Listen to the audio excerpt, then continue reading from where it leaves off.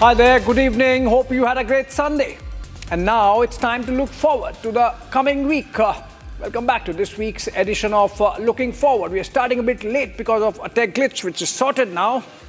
This show, as you know, friends, is about stories that are shaping up over the coming days and weeks.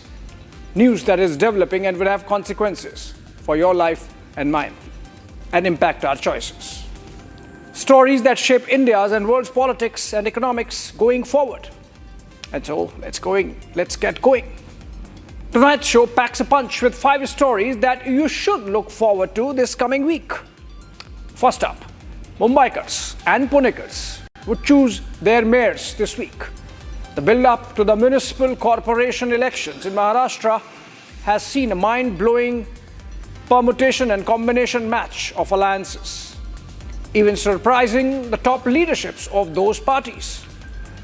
We give you a lowdown. Second, the German Chancellor Friedrich Merz arrives in India on Monday. He meets Prime Minister Modi in Ahmedabad and visits Bengaluru before flying off late Tuesday evening. Significant visit from Europe in the midst of global turmoil. Third story tonight is on yet another confident stride by ISRO as it launches 15 satellites together riding its workhorse PSLV rocket. Watch and feel proud. Story number 4 tonight focuses on the upcoming legal battle between the Enforcement Directorate and the Bengal government over the IPAC raid last week. The matter is coming up both before the Calcutta High Court and here in Delhi before the Supreme Court. And finally, story number 5 gives you details on Trump's man in New Delhi, Sergio Gor, takes charge as US Ambassador to India and South Asia on Monday.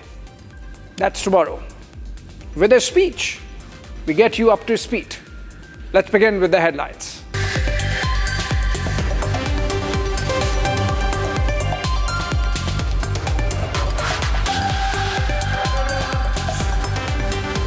Prime Minister Narendra Modi and German Chancellor Friedrich Merz are set to hold wide-ranging talks in Ahmedabad tomorrow, focusing on strengthening the India-Germany strategic partnership in areas including trade, investment, critical technologies and defense.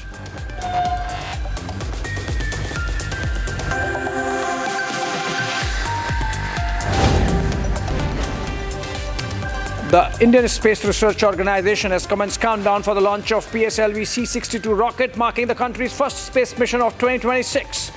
The polar satellite launch vehicle will deploy on an Earth observation satellite along with 14 co-passenger satellites into a sun-synchronous orbit. The mission is being undertaken by New Space India Limited, ISRO'S commercial arm, and involves payloads belonging to both domestic and international customers.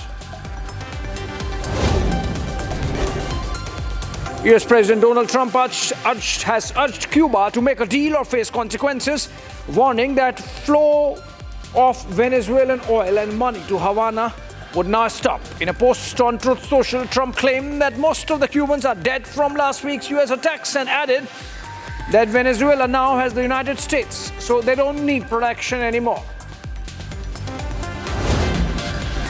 Iran parliament's speaker warned the US military and Israel would be legitimate targets if the United States strikes the Islamic Republic again, as threatened by President Donald Trump. Kalibaf, a hardliner who has run for the presidency in the past, gave a speech applauding police and Iran's paramilitary Revolutionary Guard, particularly its all-volunteer Basij force, for having stood firm during the protests.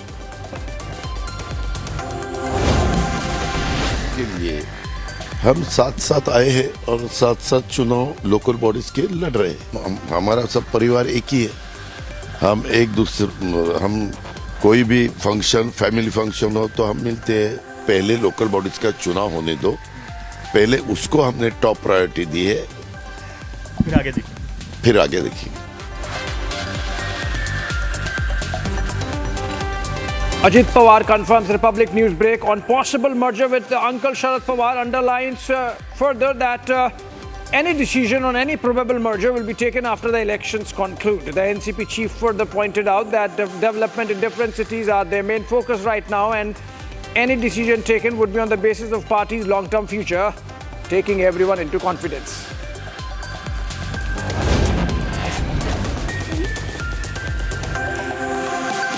A suspected drone was spotted near the line of control in Punch's Mankot sector, hovering for several minutes before disappearing. Security forces have launched a search operation to trace the drone's path and determine if it dropped any payload. This incident follows recent drone sightings in the area, with Pakistan-based drones often used for surveillance and smuggling.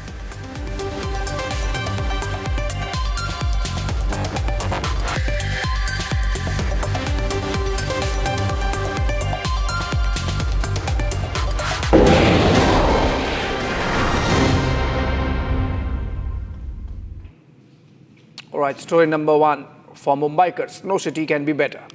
For visitors from outside, however, the emotions can range from claustrophobia to civic mess. It is after a gap of 8 years that India's biggest municipal body, the Brihan Mumbai Municipal Corporation, is having elections. Along with the BMC, 28 other urban local bodies across Maharashtra would vote on January 15th, that's Thursday. The campaigning has not been short of a state election. The political realignment's already making a national impact. Would Supriya Sule switch seats next parliament session, for example, and move to the treasury benches, given the patch-up between the Pawars in Pune? Or would the Thakres survive to tell their political tale as the two cousins, Uddhav and Raj, come together after 20 years? Or would Devendra Fadnavis prove to be the Chanakya of Maharashtra politics? All that in this wrap-up of Maha Municipal Battle. जय Bhavani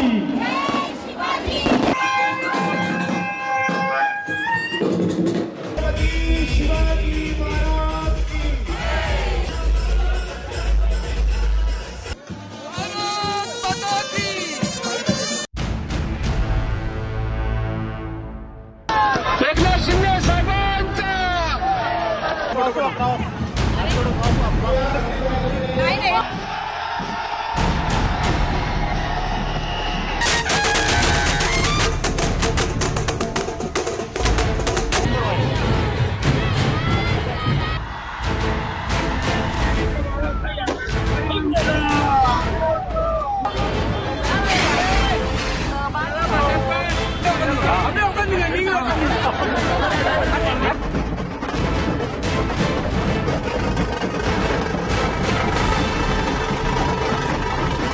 It's the biggest municipal body in Asia by size and budget. At over 55,000 crores, the BMC is bigger than at least 5 smaller states in the country. And Mumbaikars are all set to vote on January 15th.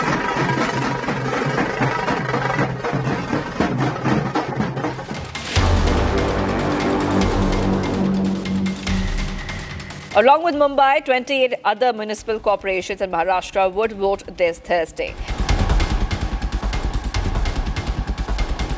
The results would be out on Friday, January 16th.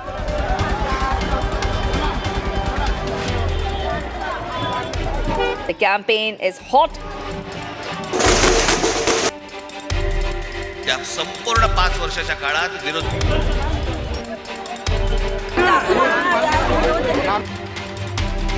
Manifestos are out. The slanging matches continue. वचननामा देण्याचा अधिकार हा हिंदू हृदय सम्राट शिवसेना प्रमुख बाळासाहेब ठाकरेंना होता. आज जाहीर झालेला वचननामा नाही, तो वाचून नामा आहे. डेवलपमेंट ही हमारा मुद्दा है और डेवलपमेंट के मुद्दे पर हम इस चुनाव को लड़ रहे हैं. 15 तारीख को धूलिया में सिर्फ पतंग नजर आएगी आसमानों पर इंशाअल्लाह. And the most interesting mix-up of alliances has given shock and awe alike. Thakre cousins Uddhav and Raj have come together for the first time in 20 years. Both have coordinated the Sena UBT and MNS campaign since launching a joint manifesto last Sunday from the Dadar headquarters. This attracted an immediate riposte from Chief Minister Devendra Fadnavis. तीनों चुनाव में हम 15-16 सीटें चुनकर आए. जितनी सीटें लड़ते उतनी हम चुनकर लाते. अब ये समझ लीजिए, कोई मराठी इनके साथ नहीं है, नॉन मराठी तो इनके साथ नहीं है, कोई इनके साथ नहीं है. और मैं बहुत साफ शब्दों में कहता हूं, ये मराठी की बात करते, हम कहां से आए? मैं गुजरात से आया क्या, या मध्य प्रदेश से आया, या यूपी से आया? मैं भी मराठी हूं, मेरा अमित साटम भी मराठी है, मेरा आशीष शेलार भी मराठी है, मेरे सारे रवि चौहान भी मराठी है, हम भी मराठी है भाई, हम भी मराठी के लिए जीते, हम भी मराठी के लिए लड़ते। लेकिन इसका मतलब यह नहीं है कि आप केवल मराठी के नाम पर राजनीति करो। हम मराठी के लिए लड़ेंगे, मराठी आदमी के हकों के लिए लड़ेंगे, लेकिन इसके साथ साथ हम राजनीति नहीं होने देंगे। केवल किसी दूसरे भाषा के आदमी पर एक बार अटैक कर दो, इसके कारण आपका मराठी प्राइड नहीं होता। The Thackeray brothers, Uddhav ji or Raj ji, are coming together only for lust for power. There is no commonality in their thought process. 20 years back, they were at loggerheads, and this so-called family legacy and Marathi identity is only at the time of elections.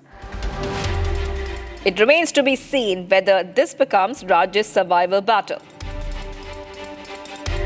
The budget of the BMC is more than that of 5 states put together.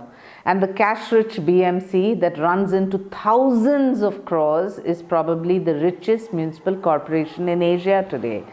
The BJP and the Mahayuti in alliance with Eknath Ji Shinde and the Shiv Sena is an alliance which is based on a principle, which is that of progress and development. Our agenda is very clear. We are not looking at just coming to power for the being in presence in Maharashtra. Or a fillip to Uddhav to retain toehold in the Mumbai stronghold. This elections for local bodies is totally dependent upon the power politics. Everybody wants to grab the power in these smart cities. Where is the Pune, Pimpri, Chinchwad, or a Mumbai, or a suburban of the Mumbai, Ambernath, you will see the BJP coming together with the Congress. Two Thackeray factions are also coming together. MNS and Shiv Sena UBT. And Pawars are united in Pune and Pimpri Chinchwad. This is nothing but a power politics. The Pawars have buried the hatchet and come together to defend their turf in the Pune-Baramati region. Politics is politics.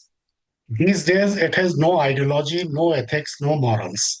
Contesting the Pimpri Chinchwad Municipal Corporation polls together by both the Pawar factions, it's sheer opportunism. They may call it a moment of the family coming together for the sake of development, but everyone understands whose development it is.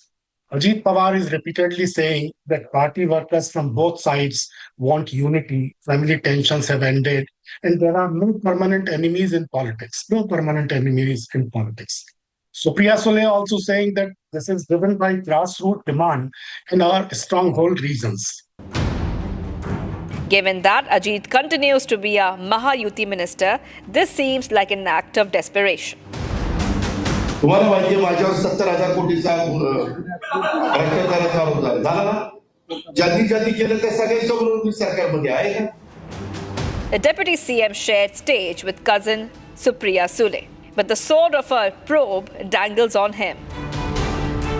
आप देखिए, जब भी कोई scam होता है उसमें direct involvement ये उनके महानगर पालिका के स्तर के नेताओं का दिखता है। हालांकि उसके बाद का भी इन्वेस्टिगेशन तो चल रहा है। अभी देखिए, मीठी नदी का इन्होंने स्कैम किया। मीठी नदी में 80 करोड़ रुपए सीधे निकाल लिए। मीठी नदी से हम सारी जो ये है गंदगी है वो निकाल रहे ऐसा बताकर, सिल्ट निकाल रहे बताकर, और इतना भयानक स्कैम है। ये लोगों के जो स्कैम है इसमें ट्रक की जगह स्कूटर के नंबर दिखते हैं। सारे पकड़े गए, हमने किसी को छोड़ा नहीं है, सबको पकड़ेंगे। And then came the big disclosure. क्या आखिर मजबूरी हो गई कि शरद पवार गुट के एनसीपी के साथ को आपको फिर से आना पड़ा? हमारे दोनों का वोटों का बंटवारा न हो, दोनों साथ साथ रहे थे तो हमारे दोनों को कार्यकर्ताओं को मदद हो सकती है, दोनों पार्टी के कार्यकर्ताओं को। अगर कार्यकर्ता ही नाराज होगा तो कैसे चलेगा? The merger of Sharad Pawar and Ajit Pawar parties might be the biggest political outcome from the Maharashtra municipal campaign. The shocker, however, came from Ambernath. You know, the worst was the fiasco of BJP Congress coming together. in the Ambernath Municipal Council in Thane district. Why? Just to gain control and sideline the Eknath Shinde-led Shiv Sena. Thank God, this unusual tie-up at the local level attracted the attention of the central leadership of the Congress party, and the things were fixed. Similar BJP AIMIM pact in Akot was another opportunistic alliance. I hope lessons are learned from the massive backlash, disciplinary actions, suspensions, and public ridicule. It is so unfortunate that grabbing power at any cost is the moral of the story for everyone these days. The matter was sorted out with intervention coming from the top. जहां तक मुझे अमरनाथ की जानकारी थी, वहां राष्ट्रवादी के साथ हमारा अलायंस हो रहा था और शिवसेना से भी बात चल रही थी, क्योंकि वहां पर बीजेपी और शिवसेना हम ही नंबर 1 नंबर 2 पार्टी है। हमारा नगराध्यक्ष चुनकर आए, उनके लोग भी चुनकर आए हैं। लेकिन इस प्रकार से अगर लोकल लोगों ने कांग्रेस से साथ वहां पर अलायंस किया होगा तो मैं इसको गलत कहता हूं। ये नहीं होना चाहिए और इसके लिए मैं उनसे सवाल पूछूंगा। आप सवाल पूछूंगा। आप कांग्रेस बीजेपी नहीं, कांग्रेस के साथ अलायंस नहीं accepted. I'm glad that Devendra Fadnavis has highlighted that this is only a local leader that is trying to promote this kind of instability and the party does not subscribe to it. The BJP and the Shiv Sena and our leader Eknath Shinde and Devendra Fadnavis ji have the political maturity and the sense, because they're here based on an ideological agenda, which is progress and development for the city and state. And for all those loudmouths that are constantly targeting our leaders, let me please say that look in your own backyard. Sometimes you have your own enemies sitting right there in home, and gone are the days when people vote for surnames, and brand value is only politics of performance. It's not a surname. But what are the issues in the campaign? The AIMIM wants a Muslim mayor. Baba Saheb Ambedkar का जो संविधान है वो ये कह सकता है कि कोई भी भारत का नागरिक वजीर आजम बन सकता है, सदर जमहूरिया बन सकता है, चीफ मिनिस्टर बन सकता है, मेयर बन सकता है। और असदुद्दीन ओवैसी का ख्वाब यह है कि एक दिन आएगा इस देश में इंशाअल्लाह ताला, शायद हम और आप नहीं रहेंगे, मगर देखना एक हिजाब पहनने वाली बेटी इस देश की वजीर आजम बनेगी इंशाअल्लाह ताला। The BJP hit back saying only a Hindu could be a mayor of Mumbai. इस्लाम राष्ट्र बनाने के लिए जो कोशिश हो रही है ना, उसकी शुरुआत बुरके वाली पंतप्रधान के धमकी से है। मतलब कल अगर बुरके वाली पंतप्रधान बन सकती है तो कल हिंदू समाज को इधर सबको धर्मांतर करके इस हमारे हिंदू राष्ट्र को इस्लाम राष्ट्र बनेगा, ऐसी धमकी ओवैसी देने की कोशिश कर रहे हैं। Thackeray seemed to have pivoted to development over Hindutva. हा प्रश्न जर का आता 10 वर्ष होऊन मोदींना हिंदू खतरे में है ही आवई देणाऱ्यांना विचारलं तर तुम्हाला त्याचं उत्तर मिळेल। जो है अभी दोनों कितने तो लोकशाही में कोई भी किसी के साथ अलायंस करता है, गठबंधन करता है, लेकिन उनका गठबंधन जो है अभी वो कहते हैं कि मराठी खतरे में है, मराठी मानुस खतरे में है। इन मराठी मानुस बाहर क्यों गया मुंबई से, वो ये झूठा प्रेम है और वो खतरे में मराठी मानुस नहीं है या मुंबई नहीं है, उनका खुद का अस्तित्व खतरे में आया है। Then there are development issues. Mumbai Shanghai dream has till now proved an empty political rhetoric. With superficial plans, ignoring Mumbai's core issues like slums and poverty, fulfillment of this dream is not easy. Not easy at all. Because all these superficial plans cannot deliver anything. People of Mumbai are saying, never mind Shanghai, just give us Mumbai. The annual Mumbai flood. A civic mess. The manifestos promise moon, freebies rule. Sena manifesto gives 100 units of free electricity, 1,500 rupees cash doles for house help, and Koli women on the lines of Mahayuti's Ladki Bahin Yojana. Mahayuti doubles down with halving of BEST bus fares for women. Thackeray's promise halving of minimum fares and increase of routes. BJP Sena promise increase of fleet size to 10,000 from 5,000 in the present. Both sides focus on affordable housing. Thackeray's talk of 1 lakh new homes, Mahayuti of unlocking existing capacity by removing bottlenecks like occupancy certificates, Sena's talk of waiving property tax up to 700 square feet, and Mahayuti of increasing supply of homes. Mahayuti has an additional layer of ambition to rid Mumbai of all Bangladeshis and Rohingyas using IIT Bombay provided AI tool.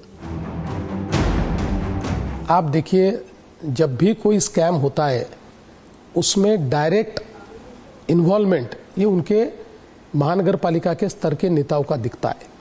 हालांकि उसके बाद का भी investigation तो चल रहा है। अभी देखिए, मीठी नदी का इन्होंने स्कैम किया। मीठी नदी में 80 करोड़ रुपए सीधे निकाल लिए। मीठी नदी से हम सारे जो ये है गंदगी है वो निकाल रहे हैं ऐसा बताकर, सिल्ट निकाल रहे बताकर, और इतना भयानक स्कैम है। ये लोगों के जो स्कैम है इसमें ट्रक की जगह स्कूटर के नंबर दिखते हैं। सारे पकड़े गए, हमने किसी को छोड़ा नहीं है, सबको पकड़ेंगे। Also promised is a floods-free Mumbai in 5 years using Japanese technology. And AI labs in all municipal schools, plus civic hospitals to be upgraded to level of AIIMS. The finance capital of the country is bracing for an intense week of choices this week. देखिए, आज हमको भी हंसी आ रही है कि BJP और शिंदे साहब की जो पार्टी है, जो सिर्फ मुंबई में साथ में, लेकिन महाराष्ट्र में वो एक दूसरे पे मतलब कीचड़ उड़ा रहे, और उनमें ऐसा दिख रहा है कि इनका गठबंधन कितना तक रहेगा और कैसे आएगी। लोगों के मन में शंका है। इस बार तो डेफिनेटली ठाकरे बंधुओं का कब्जा रहेगा बीएमसी पे, क्योंकि अभी सब मराठी मानुस जो एकजुट कर मिलजुट कर अभी सब एक साथ आ गए हैं। मेहनत तो सभी कर रहे हैं, फिर भी नैया तो डामाडोली लग रही है। अब आगे उनकी किस्मत जाने, वो जाने। As also 28 other urban centers of Maharashtra, including IT hub Pune. How the people vote would determine how the world sees India through its economic powerhouse. There have been some new projects, and the NDA hopes to get some voter attention on those infra projects, like the Atal Tunnel and the Navi Mumbai Airport. I think at this point in time, the Bharatiya Janata Party is quite prepared and ready, and it's all set to go because of the work of Vikas Purush, our Honorable Chief Minister Devendra Fadnavis ji, whom the people of Maharashtra, the Ladki Bahin of Maharashtra and all have elected, and that is the fortune of the Bharatiya Janata Party, of the people of Maharashtra, who have single-handedly, hands down, elected this government. With the results of BMC polls threw up leaders to power Mumbai's Shanghai dreams?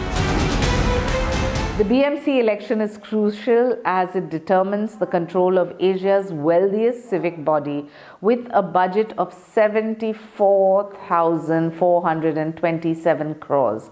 The outcome of this influences the impact on various dynamics, not just in state politics, but also in impacting the future of citizens living here. What do people want? They want a sewage treatment plant that makes sure that all the emissions that were thrown into the sea are treated. They want garbage segregation. They want better roads. Our leader Eknath Shinde has highlighted on a Khadde Mukt Mumbai, which is a pothole-free Mumbai. Roads have already been concretized with utility ducts and utility tunnels. So you don't have to keep digging. But in the past, if you recall, it is those same contractors who were hand in glove with the administration and were sent to jail. So corruption is a big, big issue in this election, and the Mahayuti is clearly the winner when it comes in the crusade against corruption. Freedom from potholes, floods, civic mess. Over to Thursday.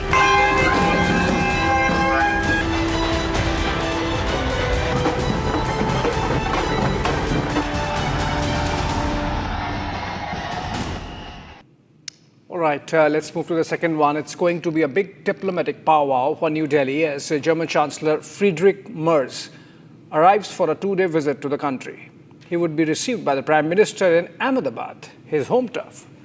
The engagement gains significance on two counts. One, this is Merz's first visit to Asia, and he has chosen India and not Germany's bigger trade partners like China or Japan. And two, this comes in the midst of Trump's geopolitical tumblers that have put Europe under tremendous stress, particularly on the Greenland question. Shows India's increasing diplomatic relevance.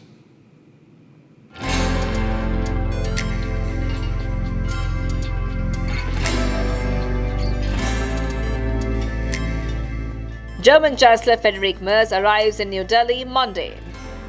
This is his first Asia visit since taking over the reins of Germany a year ago, underscoring the importance Berlin attaches to New Delhi. We have, you would have seen that the German Chancellor would be paying an official visit to India on 12th and 13th. We will have bilateral talks between the two leaders, our Prime Minister and German Chancellor in Ahmedabad. During these discussions, all aspects of the bilateral relationship will be discussed. The visit pans out at a critical time in Europe. Germany, the largest EU economy, is in turmoil with manufacturing push from China. The visit of German Chancellor Friedrich Merz to India at this time comes at a backdrop of multiple geopolitical realities. Number one being Donald Trump's different approaches to European Union as well as India. For India, as we have seen, it has prompted the Indian establishment to look to diversify its economic needs in the face of 50% US punitive tariffs. At the same time, for Germany, it is looking for reliable defense partners in areas of counterterrorism and also in Indo-Pacific. Another thing is that there is no guarantee that the United States is still a reliable and durable partner in the Indo-Pacific, particularly when China has increased its military exercises around the Taiwanese islands. So we must understand that at this point, Indian and German defense industries and establishment have increased ties from the last 2 years. The Russia-Ukraine war has generated both economic and geopolitical stressors.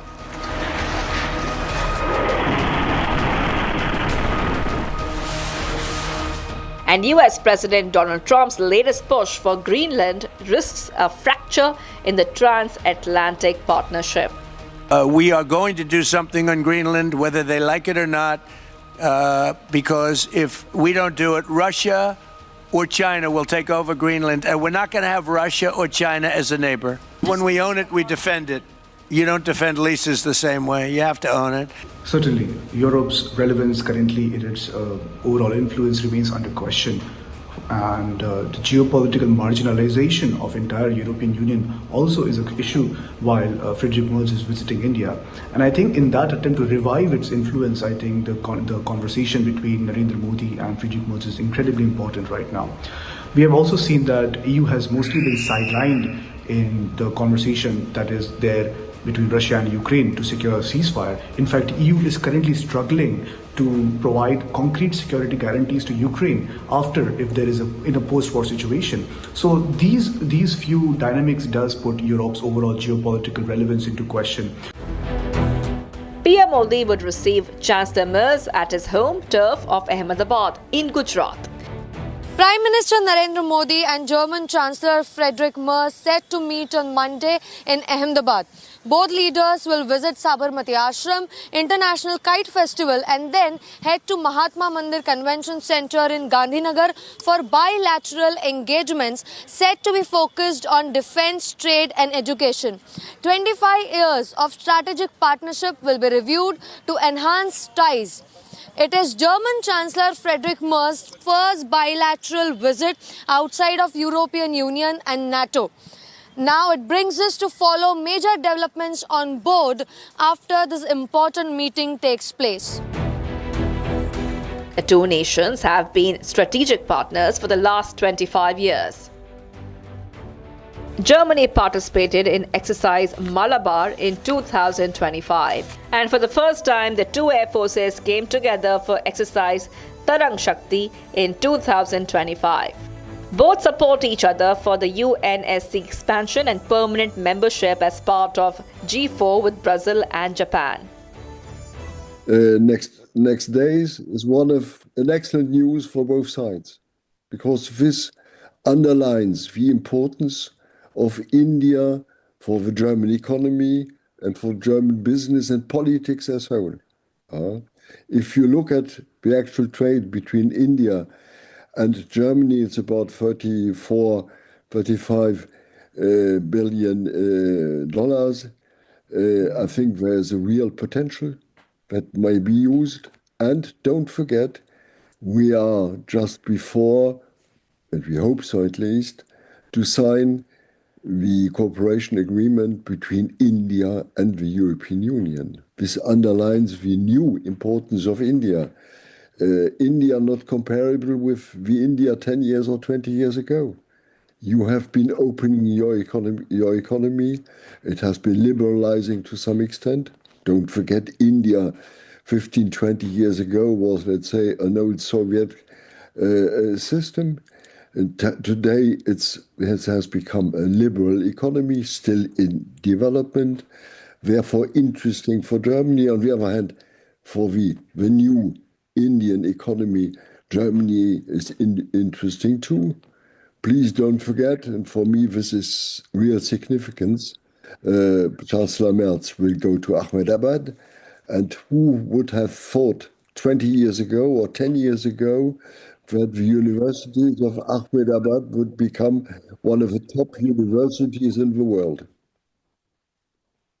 Therefore, this is an important visit at the right moment to underline the future of the economic and political relations between India and Germany.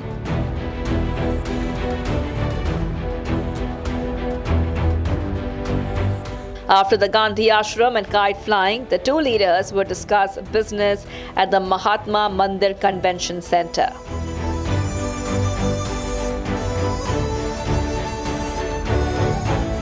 Germany is India's largest trade partner in EU at USD 52 billion. I think both India and Germany, and broadly the EU, are wary of China's economic weight, trade practices and strategic behavior. India as of now seeks partners beyond the traditional Western allies, example the US, and Europe wants reliable partners in the Indo-Pacific.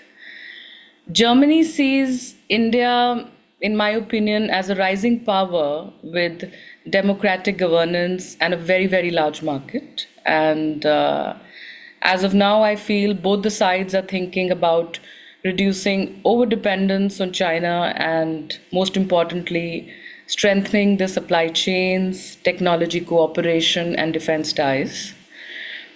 As of now, I feel Germany, with its strategic cooperation with India, is now seeking India as a partner to counterbalance China's influence and to reinforce European links to Asia. And on our side, I feel India sees Europe and Germany as dependable partners to widen its global footprint and, of course, diversify the strategic ties. Indian students at 60,000 doubled in last 5 years. Amid all this is the issue of baby Ariha. हम अरिहा का परिवार आप सबसे ये appeal करने आए हैं कि अरिहा को जल्द से जल्द इंडिया वापस लाया जाए। आप सबको पता है अरिहा 4.5 साल की है, जिसमें अब तक उसका 5 बार फॉस्टर केयर चेंज हो चुका है, यानी 5 जगह उसने बदली है, अपने 5 घर बदले हैं वहाँ पे। आप सोचिए, एक नन्ही सी बच्ची जो 4.5 साल की है, अगर 5 अलग अलग जगह पे अगर उसको रहने को कहा जाए अलग अलग लोगों के साथ, तो उस बच्ची के दिमाग में कितना ट्रॉमा आया होगा, उसकी क्या स्टेबिलिटी रही उसके लाइफ की। और ये चीज़ जर्मन गवर्नमेंट प्रिजर्व ही नहीं कर पा रही है। सिर्फ यही नहीं, उसको कोई इंडियन परिवार से मिलने तक नहीं दिया जा रहा है, कोई इंडियन कम्युनिटी से मिलने नहीं दिया जा रहा है, इंडियन फेस्टिवल्स में उसको सेलिब्रेट करने की अनुमति नहीं है। सब मिलके रिक्वेस्ट करते हैं जर्मन गवर्नमेंट और इंडियन गवर्नमेंट को कि वो जल्द से जल्द इस बच्ची को, जो उसके ह्यूमन राइट्स और चाइल्ड राइट्स है, उसके तहत उसको अपने देश इंडिया में वापस भेजा जाए। The fervent appeal has put the government under pressure. From Ahmedabad, Chancellor Merz would fly down to Bengaluru, India's Silicon Valley. In my opinion, I think the idea that Europe is in a decline is not accurate, and of course not entirely inaccurate in some specific domains. EU still plays a very important role in global regulation. So Europe isn't collapsing, but its role is shifting, and from an unchallenged normative leader to one among several power centers trying to adapt the pervasive geopolitical competition. So in my opinion, Europe is definitely not collapsing, but is definitely going through a certain political scenario change, which I think more or less every economy sometime or the other witnesses. So it's definitely not collapsing. As Berlin pushes for speeding up of the India-EU trade deal, the focus shifts to upcoming visit of the European leaders. Ursula von der Leyen is the chief guest for the Republic Day parade this year.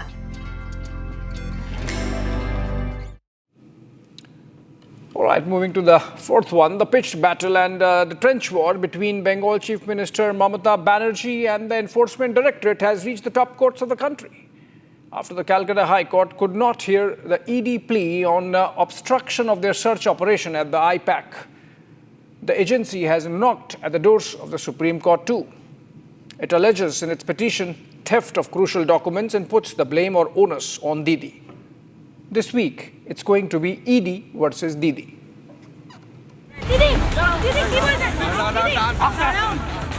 Didi, কি বলবেন? Didi কি বলবেন? Didi,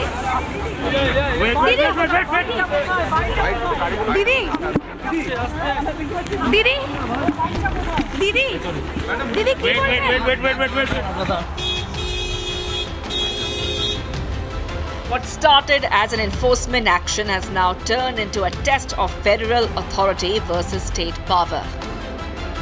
This is no longer just about a raid anymore.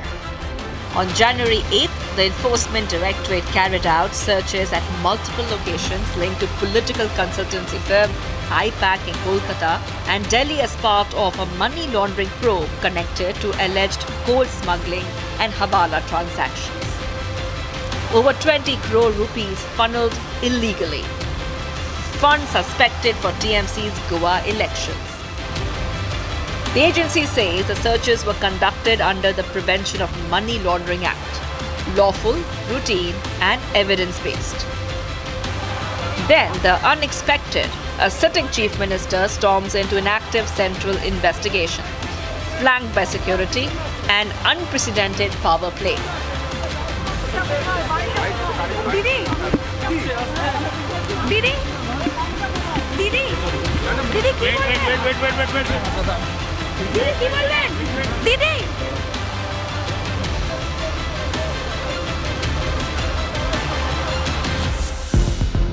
And then the files. The green file folder, leaving the scene of a raid on camera. Republic confronts the CM head-on. Our reporter demands answers on the spot. Didi.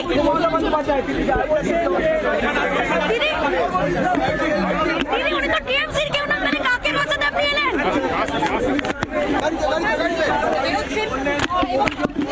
দিদি, দিদি, No answer. টিএমসির কেউ না, তাহলে কাকে বাঁচাতে এলেন? The embattled agency is now in the Calcutta High Court seeking justice against a chief minister who intimidated its officers on duty. The agency claims the operation was peaceful until the chief minister's arrival. But the TMC alleges that the CM's interruption was justified, calling the raids politically motivated. You see, recently the ED raids conducted at the IPAC office, there is no doubt that they were politically motivated. There is a debate whether Mamata Banerjee as a party supreme of Trinamool and as a chief minister should have intervened in the raid. But there's a question also whether BJP is justified in attacking Trinamool Congress by using agencies as a tool. They have gone there to collect the documents which Trinamool claims that these are all the party documents containing all the names of the candidates and what strategies they are going to adopt. It is an open secret that IPAC works for Trinamool. IPAC conducts researches. They have been working on the ground across all the constituencies in West Bengal, and they have prepared a report. If these reports go in the hand of BJP, they will use it against Trinamool. These will be beneficial, and who knows, they may use it, to buy MLAs to blackmail probable candidates of Trinamool to switch to BJP, and they have been doing that. There's a whole track record of BJP that they have bought other parties' candidates, and there's a track record of ED that they have only targeted non-BJP political leaders right at the time of election. So, if we see the whole picture as a whole, in a context, there is no doubt that ED is raided IPAC office in a politically motivated manner, and Mamata Banerjee has defended that. The BJP rejects that argument outright. It says the IPAC raid is inseparable from the larger coal scam investigation and that Mamata Banerjee's intervention crossed a constitutional line. So this is about a coal scam that has been going on for quite some time, even before the scam per se has been going on for pretty long time. The arrest of one Onu Maji or Lala and the issue of warrant against one Vinay Misra, who had been very close to Abhishek Banerjee and was a part of the Trinamool Juba, has made it a major political controversy. From there, the role of IPAC entered the scene sometime last decade as an election campaign manager. But over the period, IPAC became an integral part of the system, so much so that it is inseparable, that what is government, what is party, and what is IPAC. And it has actually been clarified by Mamata Banerjee herself when she said that it is my party, or he is in my party, something like that, she said. So now, on the other hand, the ED has been probing the case since 2020. And there are issues about slow progress of the case. Where is Vinay Misra? He has been in some abroad in some location.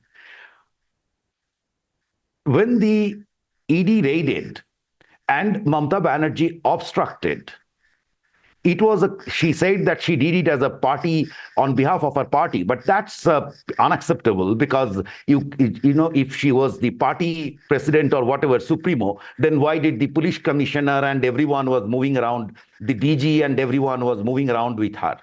So that is unacceptable. It was a constitutional crisis that she had created. Mamata remains defiant, says her actions were completely justified. আমি কাল যা করেছি as a all India Trinamool কংগ্রেসের chairman করেছি এবং যা করেছি আমি কোনো অন্যায় করিনি তুমি আমায় খুন করতে এসছো আমার আত্মরক্ষা করার অধিকার আছে চোরের মতো কেন এসছো The political clash has now hardened into a legal battle. The matter is listed for January 14th in Kolkata. The agency also approached the Supreme Court as the High Court could not take up the matter urgently. Mamata Banerjee has stopped the officers of Enforcement Directorate in conducting their raid and doing their duties. ED has stated that material documents which were crucial to investigation have been taken away by Mamata Banerjee, and therefore she has committed a criminal offense. On the other hand, Mamata Banerjee has also registered, complaint which has got converted into an FIR. Now, both the parties are in Supreme Court and they are there on caveat as well.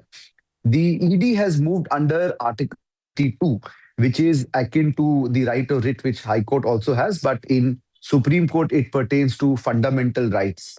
And though they also have an opportunity of moving under Article 131, which deals with center and state disputes, but moving under 32 gives them a wider perspective where they have sought quashing of the FIR.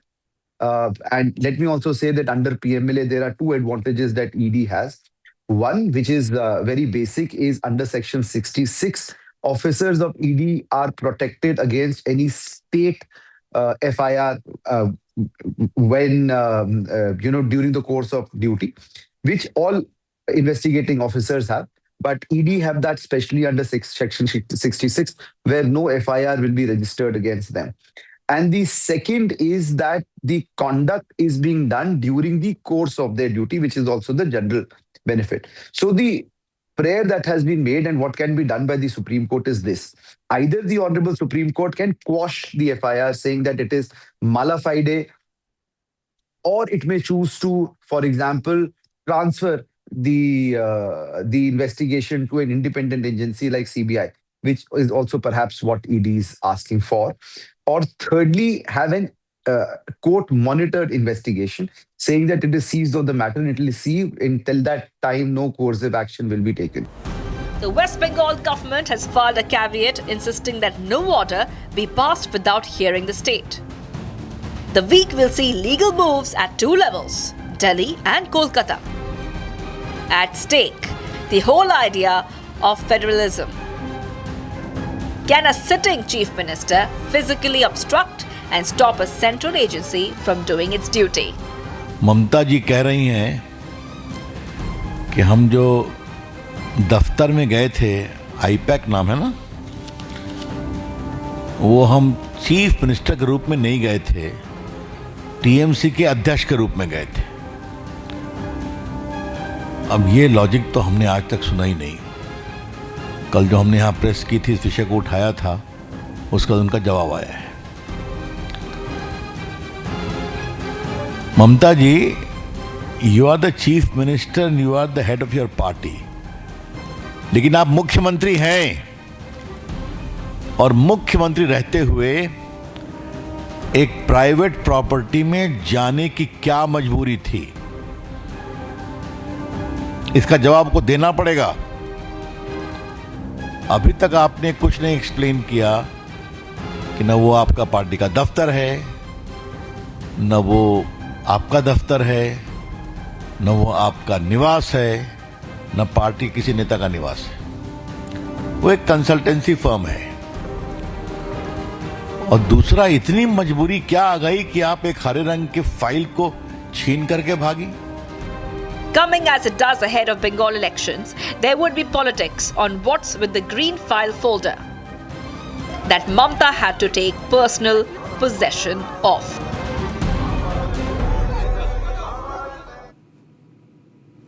All right, moving on. He's Trump's man for South Asia. He's Trump's man Friday for India. US Ambassador Sergio Gor, who arrived a couple of days ago, takes charge in New Delhi on Monday with his speech. Have a look.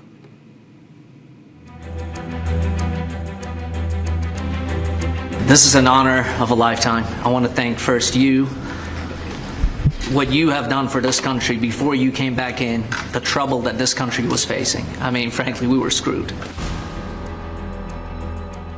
Against the backdrop of a deepening tariff war, a new phase of American power diplomacy arrives in India. Sergio Gor, the United States' newly confirmed ambassador to India, touched down in New Delhi on Jan 9th, preparing to formally assume charge of the US mission on January 12th.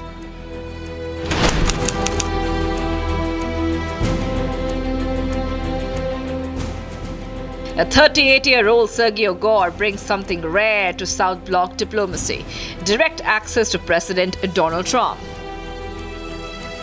A former White House presidential personnel director, Gor was handpicked by Trump and confirmed by the US Senate, signaling Washington's intent to keep India firmly on the president's radar. Senator, I share those concerns with you. With that said, Indians have been on our side on various issues within BRICS, including several individuals in BRICS, Brazil, China, have pushed for years to move away from the US dollar. India has been the stopgap for that. India is much more willing and open to engage with us than with some of those other individuals that are in BRICS. Even before formally taking charge, Gor was already active. In October 2025, as ambassador designate, he met Prime Minister Modi, External Affairs Minister S. Jaishankar, and senior Indian officials discussing trade, tariffs, and strategic cooperation. The U.S. values its relationship with India, and under the strong leadership of President Donald J. Trump and Prime Minister Modi, I'm optimistic about the days ahead for both of our nations. President Trump considers Prime Minister Modi a great and personal friend. In fact, just before I left for New Delhi, they had an incredible phone call, and that is something that will continue over the weeks and months ahead. Once again, it's an honor to serve as President Donald Trump's ambassador to India, and I look forward to this very important relationship and continuing to grow and deepen the relationship between our two nations. That visit was widely seen as an early attempt to reset strained ties. India and the US are set to have a renewed momentum to their ties amid a trade deal that they are negotiating.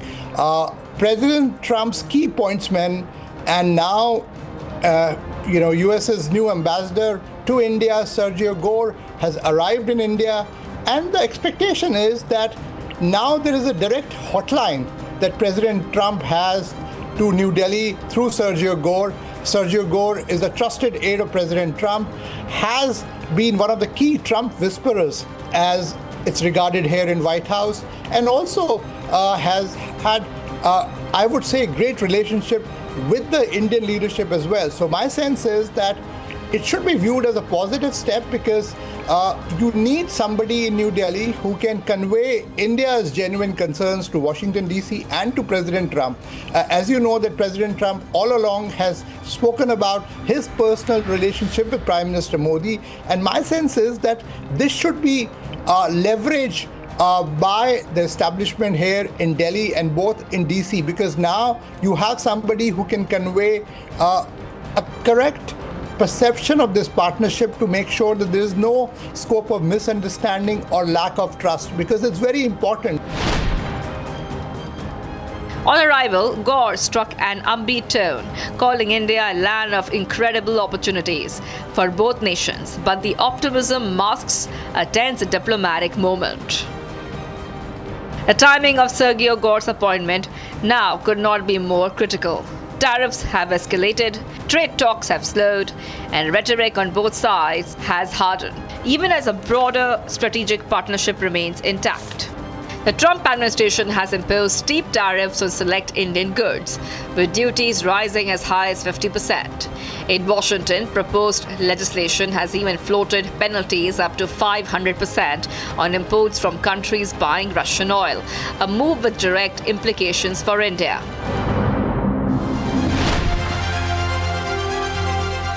What sets Sergio Gor apart is not just his title, but his access. Diplomats say his proximity to President Trump effectively turns New Delhi into a direct political hotline to the White House. Beyond trade, expectations are growing that Gor could help expand cooperation, from energy security to regional strategy, at a time when India is navigating complex global choices. But access does not automatically translate into outcomes. Analysts say the real test will be policies Gor pursues, especially on a nearly final trade deal that still awaits President Trump's approval. He has said all the right things, but we'll have to wait and see when he is out here what is the kind of policy he's going to pursue, because that will give us a lot of idea on what exactly is the ask from the American side as far as India is concerned. Now, the trade deal has been more or less done. I think the final drafts are ready, waiting the approval of Trump. And yet he seems to be holding out, which suggests that there is some political component to this entire deal, which seems to be acting as a spoiler and delaying this deal going through. So we'll have to wait and see what exactly that political ask is from Trump. Now, at one level, it's good that someone very close to Trump is being appointed as ambassador to India. It gives you, if you can establish a good relationship with the guy, it gives you an inside track into the Trump White House. There's also skepticism on Gor's wider regional mandate in South Asia, coming at a time of volatility across the neighborhood, from Pakistan and Afghanistan to Iran and Central Asia. He's not just being appointed as ambassador to India, but special envoy to South and Central Asia. And that can mean a level of interference in regional affairs, which might not necessarily be to India's liking and might cause a lot of discomfort out here. We'll have to wait and see. That is one assumption, that he could be trying to toe some kind of a line on South Asian affairs involving Pakistan, maybe Bangladesh. He has apparently just returned from Bangladesh or is going out there. I'm not quite sure. And then, of course, there is that entire Central Asia angle. And we are talking about this at a time when we see a lot of turmoil in Iran. We see the Pakistanis starting to pressure Afghanistan. And there are some rumors, reports of the Pakistanis planning offensive action inside Afghanistan, including on the Wakhan corridor. And then, of course, there is that entire Central Asia angle, which is the soft underbelly of Russia, where Russian influence has been there for a fair bit of time. And there are efforts being made to pry Central Asian states away from Russia into the American ambit. We don't know how that's going to play out. And we are not quite clear about what is the role that Ambassador Gor is going to play on these issues. But some of this could actually not be to India's interest. So we'll Still, the appointment itself is being read as a strategic signal. After years without a heavyweight envoy, the Roosevelt House in New Delhi is getting an occupant with influence and an inside track to the Oval Office. Sergio Gor has got open access to the White House. He can walk in and out of the White House. He knows President Trump very well. He is himself a very professional, confident person, and frankly, it's a sign of India's importance in US eyes that President Trump appointed Sergio Gor as the US envoy to India. After a long gap, the Roosevelt House is getting an occupant, and an occupant who is extremely influential. And I can only say that, long back, we had very influential US ambassadors. I think very long back, Chester Bowles was there. He was very influential there back in the White House, because an ambassador is useful only as long as got open access to the White House. If he has to go through the Secretary of State for Foreign Affairs, then that's a different matter. If he has got direct access to the President, that's the ideal thing. And Sergio Gor has direct access to the President. So I think he needs to study the situation and it needs to explain to him very carefully why India is doing what it is. I am very happy Sergio Gor is coming.